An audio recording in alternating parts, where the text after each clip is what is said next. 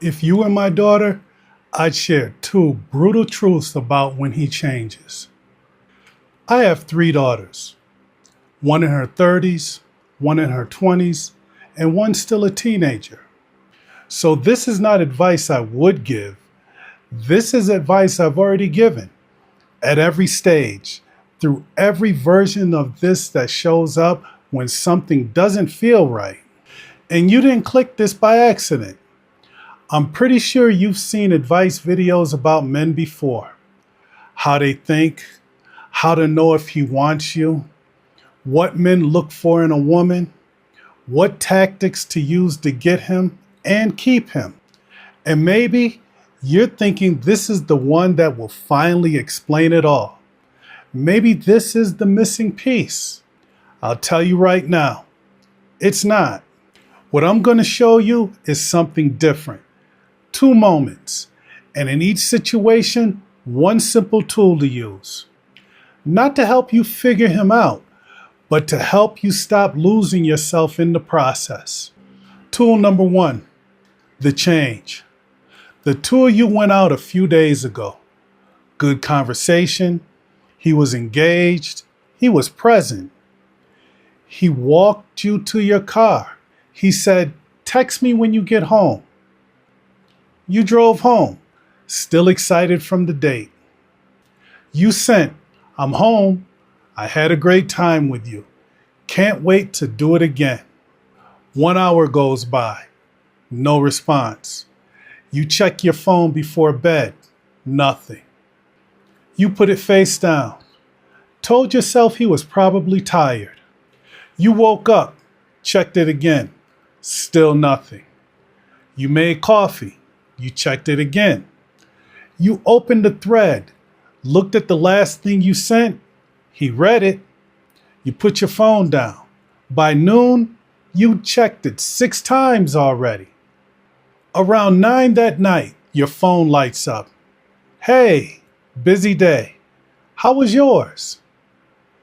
And you feel it, the relief, and the feeling of annoyance you're trying to push away. And now you're still sitting there, deciding how to respond. Do you match his energy? Do you wait a few hours first? Do you just act like everything is okay? You're rewriting the messages 3 or 4 times in your head, trying not to look like you're waiting on him. When my 2 daughters went through this is what I gave them. Ask yourself, is he treating me the way I want to be treated? Right now, in this moment, not on the date, not when he was present, right now.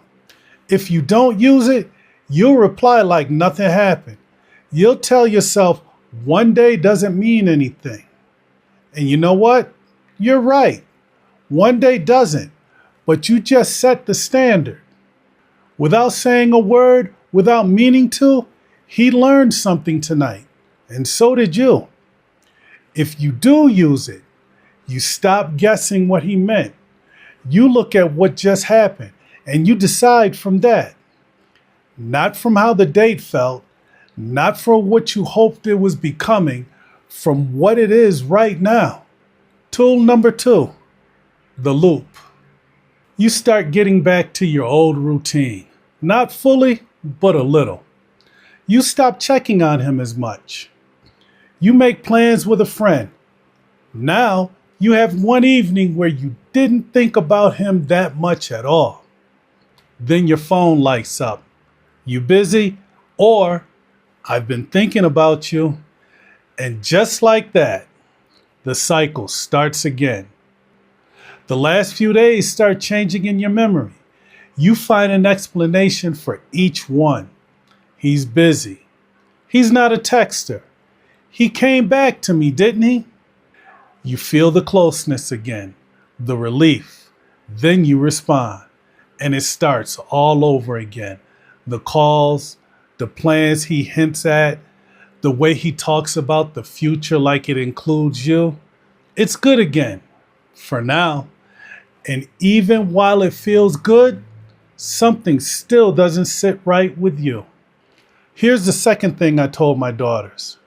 If nothing changes, if this is exactly how it is 3 months from now, would you stay? Not because he came back, not because it felt good again. If this pattern is the relationship, would you stay?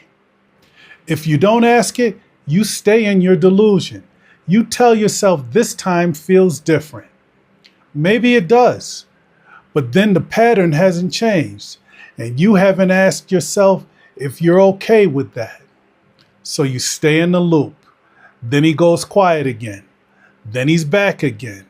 And somewhere around the 4th, 7th, or 14th month, you're realizing you've been waiting for something that isn't arriving.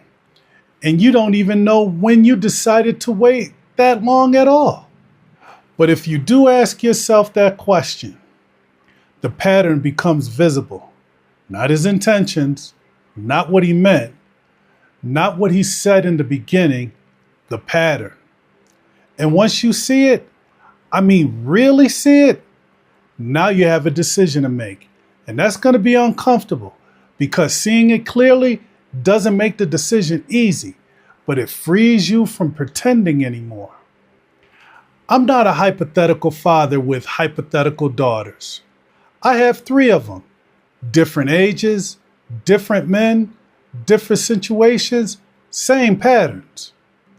And I gave them the same guidance I gave you today. Not how to keep his attention, not how to make him choose them, but how to stay in control of themselves when things start to change. Both tools are simple. 1, is he treating you the way you want to be treated? 2, if nothing changes, would you stay? But simple doesn't mean easy, because using them means looking at what's right in front of you. Not what you hope is there. Not what he says is there. What's actually there. Right now, you have your first decision to make. Stay where you are or take your first step towards change. I work with women who are tired of being where they are. They look at the behavior, they make a decision, and they stand on it. If you're ready to be that woman, the link is in the description below. Use the tools, because once you see the pattern clearly, you can't go back to pretending you don't. If you're already past the point of trying to figure him out and you just want clarity on your actual situation, I made a video exactly for that feeling. It's right here.